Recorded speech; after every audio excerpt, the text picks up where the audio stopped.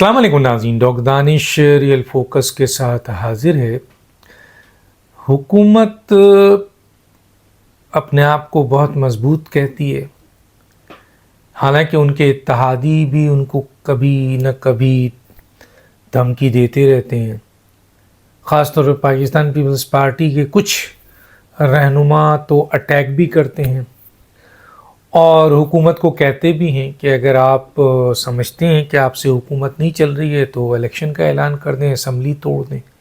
ये बात वज़ीर आज़म को पाकिस्तान पीपल्स पार्टी की तरफ से दी जाती है। अच्छा, मुत्तहिदा कौमी मूवमेंट भी कई इश्यूज़ के ऊपर हुकूमत को इंतबाह कर चुकी है कि हमारे साथ जो एग्रीमेंट है उसको पूरा किया जाए, वरना हम हुकूमत से अलग होने का ऐलान कर देंगे।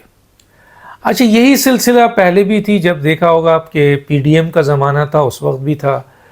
पीटीआई के साथ जो सियासी जमातें थी वो भी अक्सर धमकियां देती थी, कुछ अलग हो जाती थी, फिर वक्त और साहब के लिहाज से चलती रहती थी, फिर एकदम हुकूमत ही ख़त्म हो जाती थी। सियासी जो मौजूदा हुकूमत है, लेकिन उसके बरक्स जिस तरह पार्लियामेंट में देखने को मिल रहा है कि तमाम सियासी जमातें हुकूमत के साथ खड़ी हैं। हुकूमत अगर कोई बिल लाती है, चाहे वो फाइनेंस का ताल्लुक़ हो, फाइनेंस बिल हो, कोई और बिल हो, इवन कि अभी जो रिसेंटली इलेक्शन एक्ट 2017 के ऊपर जो तरमीम की गई, वो अपोजिशन हुकूमती इत्तेहाद की भरपूर ताकत नज़र आई। और दूसरी तरफ कल वज़ीर आज़म ने भी वाज़ेह ऐलान कर दिया कि आज तक पाकिस्तान की तारीख़ में हुकूमत के साथ आइनी इदारे इतने मजबूत नहीं खड़े थे। ख़ास तौर पे आइनी इदारे में सबसे ज़्यादा ताकत तो या तो जुडिशरी की है या आपके फ़ौजी यानी अफवाज पाकिस्तान है।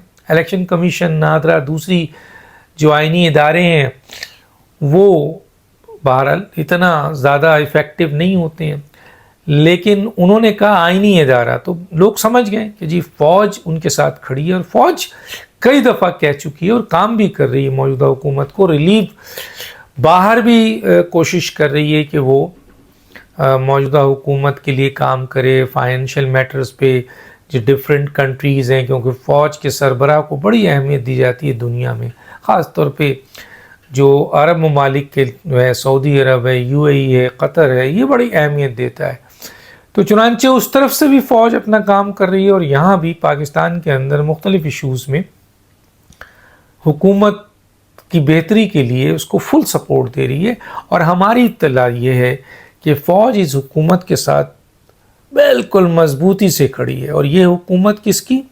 जो भी इत्तेहादी हुकूमत है जिसके वज़ीर आज़म शहबाज शरीफ है। लेकिन दूसरी तरफ मुसलसल सियासी अदम इस्तेहकाम की हालात आ रहे हैं, पैदा किए जा रहे हैं। अपोजिशन करती है, आपको पता है, लेकिन अपोजिशन की कौन सी सियासी जमात जो सबसे ज़्यादा इस वक्त सियासी अदम इस्तेहकाम पैदा कर रही है वो है जनाब पीटीआई।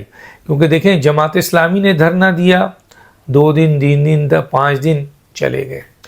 तहरीक लब्बैक का एक बहुत बड़ा शो हुआ, लेकिन वो भी हुकूमत से बातचीत के बाद चले गए। बज़ाहिर इस किस्म के और ये छोटे मोटे नहीं है, जेयूआई ने भी जलसे और जुलूस किया लेकिन अभी खामोश हो गए।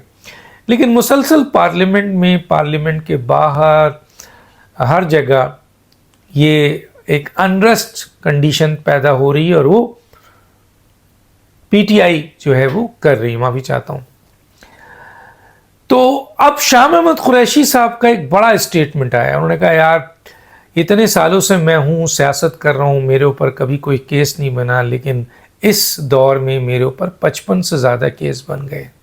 आपको पता होगा कि उनके ऊपर 9 मई के केस पे चार्जशीट फ्रेम चार्ज हो गया है।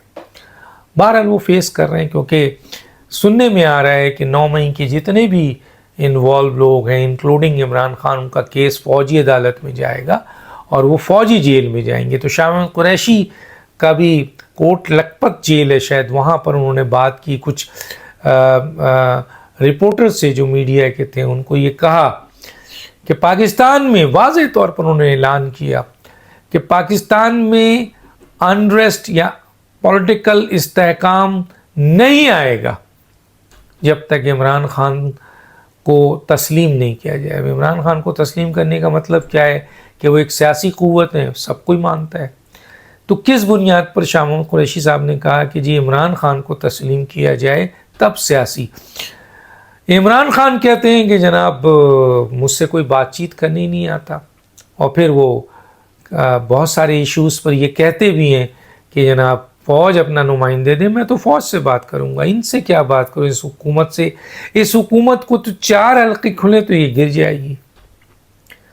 تو عمران خان کا اپنا ایک اسٹیٹمنٹ ہے, ان کے ساتھ جو لوگ ملتے ہیں اس کے بعد باہر آ کے وہ اسٹیٹمنٹ دیتے ہیں, یا عمران خان صاحب جو آپ کے رپورٹر سے ملتے ہیں ڈیورنگ عدالتی معاملات, وہاں پر جو اسٹیٹمنٹ دیتے ہیں. لیکن شاہ محمود قریشی نے تو باضابطہ ایک دھمکی دے دی, بالکل واضح کلیئر کٹ دھمکی دے دی کہ عمران خان کو تسلیم کیا جائے ورنہ پاکستان میں سیاسی عدم استحکام کبھی نہیں آ سکے گا.